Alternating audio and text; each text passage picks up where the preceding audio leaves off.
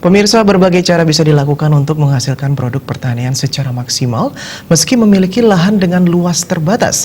Salah satunya adalah menerapkan pertanian tumpang sari.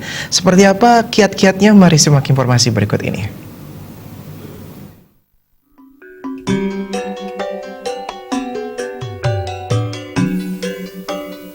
Tumpang sari adalah suatu bentuk pertanaman campuran atau polyculture berupa pelibatan dua jenis atau lebih tanaman di satu area lahan tanam dalam waktu yang bersamaan atau agak bersamaan.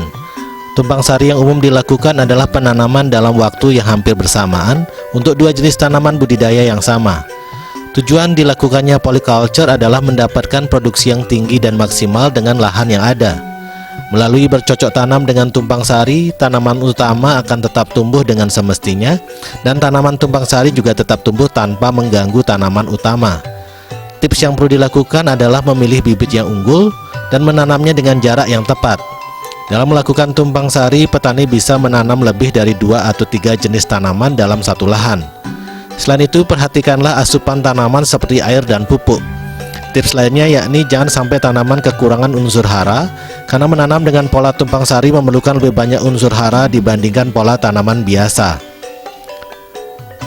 Keunggulan penerapan tanaman tumpang sari adalah petani bisa melakukan panen kapan saja dan tidak hanya menunggu satu jenis tanaman. Desa Aryani, Bali TV.